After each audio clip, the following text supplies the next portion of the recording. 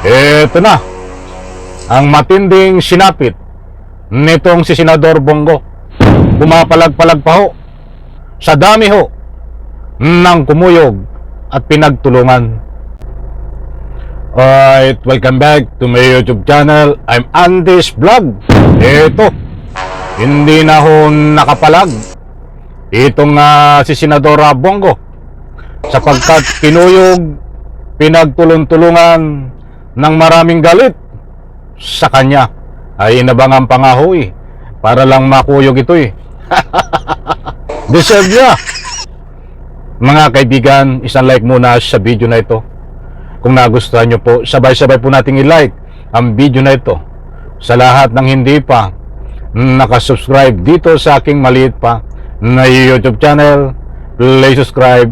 Maraming salamat po. Ito, nako, mga kaibigan, gusto ko pong ibahagi sa inyo itong biglaang sinapit ni Bongo sapagkat halos magmakaawa na ho at nagmakaawa na nga dito sa kanyang matinding sinapit na maraming galit na kinuyog at biglang pinagtulong-tulungan. Mga kaibigan, ito ho, huwag kayong alis. Ibabahagi ko po sa inyo kung paano kinuyog, pinagtulungan itong si Bongo. Nagmamagaling di ba? Hindi tuloy nakapambudol. Ito ho, shoutout po sa lahat. Ipaplus ko po sa screen. O, nandiyan. Nandiyan po, nakaplas sa screen. Ihimayin po natin at pag-usapan. Babasahin ko po. Hindi naman nakakain itong impeachment, sabi ni Senador Bongo. Nandahil ho diyan, kaya po ipinakita ko sa iyo.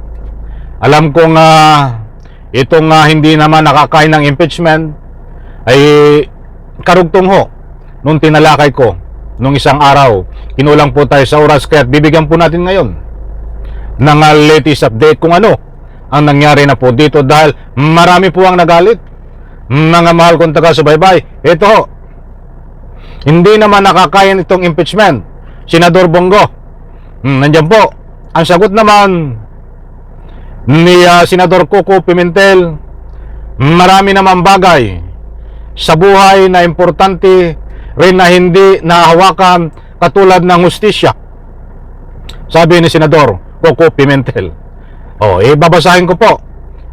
Go versus Pimentel. Bumwelta si Senate Minority Leader Coco Pimentel sa argumento ni Senador Bongo hindi nakakain ng impeachment ni Vice President Sara Duterte. Kasunod ito ng pagmosyon ni Senador De La Rosa para ipadismiss ang impeachment complaint laban sa vice sinigundahan ito ni Go, pero tinutulan at tinawag na unconstitutional ni Pimentel. Nandiyan po, marami ho ang nagbibigay ng anumang public opinion dito at nagtulong-tulong, mga kaibigan. Nandiyan po mga komento at babasa po tayo ng ilan. Madalian lang ito at baka tayo kulangin sa oras. Ipapakain ko sa inyo, Bongo, ang papel na sinasabi mo. Binabasa lang po natin. Gusto kong makakita ng mga public opinion dito na pinupuri o pumapabor kay Bongo. Subalit wala po akong makita. Halos lahat ay nagagalit at nagbibigay ng public opinion na dapat itong si Bongo ay pakainin ng papel na may nakasulat ng article of impeachment laban kay Sara Duterte. Ang dami ho. Kaya't masasabi po natin na ito si Bongo ay pinagtulong-tulungan ng netizen o pampakainin ng papel. Marami ang nagalit, kinuyog sa pamamagitan ng public opinion. Disclaimer lang po, hindi po kinuyog, hindi pinagtulungan si Bongo sa pamamagitan po ng anumang komosyon ng bay katawan o hand o anumang galawan. Kinuyog po itong si Bongo ng taumbayan netizen sa pamamagitan po ng anumang public opinion na mababasa ko po dito at kahit saan ako pumunta na malaking stream media ay kinukuyog po, binabash, at ang gusto nga ay pakainin ng papel itong si Bongo. Mga kaibigan, na may nakasulat na impeachment trial, sanhi po ng sinabi niya na hindi nakakain ang impeachment, na ang layunin po ni Bongo ay i-dismiss ang impeachment laban kay Sara Duterte. Ay nakaka-insulto, di ba? Hindi raw nakakain ng impeachment. Ano kami, tanga? O ito pa mga kaibigan, mayroon pa rin o dito nagbigay ng kanilang sentimento. Ibibilisan ko na ho, naka-plus sa screen.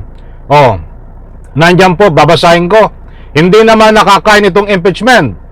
May sumagot to, isang netizen, pero ninakaw ni Sara Duterte ang pagkain sana ng ₱1,000,000 Pilipino. Oh, nandiyan po, mga mahal kong taga-subaybay, naka-plus sa screen.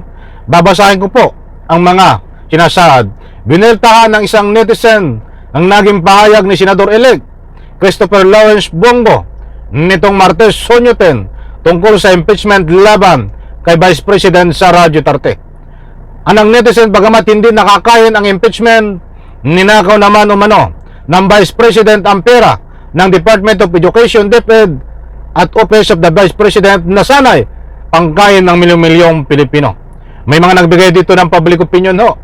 Marami kami na nagtutulong-tulong na pakainin ng papel na may nakasulat na article of impeachment, ipakain dito kay Bongo. Total, sinasabi naman niya na hindi nakakain ng impeachment para matauhan yan. Isang budol, isang magnanakaw, kaparehas ng kanyang amo na si Saramaw. O binabasa lang po natin, mga mahal kong taga-subaybay, marami po ang galit. So, isa lang po na mga bahagi na ika nga po pinakita diyan, but marami ho silang tulong-tulong, kaya hindi po natin maipakita lahat. Kukulayin po tayo sa oras. Ay pag sinabing netizen, marami ho. Pag sinabing taong bayan, marami ho. Ipipira yung taga-sunod ni Bongo. Iyan po ay hindi natin na maasahan dahil yan po ay mga lugaw ng utak. So mga kaibigan, disclaimer lang po, hindi po tayo nagpapakalat ng anumang fake news. Mayroon po tayong batayan. Importanteng mahalaga ho ito na malaman nyo kung ano ang pulso ng taong bayan, kung ano ang pulso ng netizen, dahil sa pamamagitan ho ng kanilang public opinion, katulad ho ng nasabi ko. Halos magmakawa na dito itong si Bongo, na marami rin pong nagko-comment dahil bugbog sarado dito ho, dahil kinontra ang sinabi niya na hindi makakain ng impeachment na yan ho ay napakaraming meaning. Gusto niya i-dismiss ang impeachment, iniinsulto ang ating ika nga po'y batas, rules of law, iniinsulto, minamaliit, at siyempre gusto niyang pakainin din ng papel ang taong bayan, ikaw at ako, na naniniwala na dapat matuloy ang impeachment trial. Diyan po sa Senado, datapwat, umalma, nagalit, maraming nagalit, nakapuha natin, at ang sabi nga, ikaw Bongo, ang papakainin namin ng impeachment trial, na ika nga po isang papel na nakasulat ang articles of impeachment doon sa papel. Isusubo sa iyo, Bongo, ng taong bayan. O di po ba? Alam ko mga kaibigan, nakuha niya gusto kong ipunto dito. Maraming salamat, isang like ko sa video na ito. Bye bye, palapakan.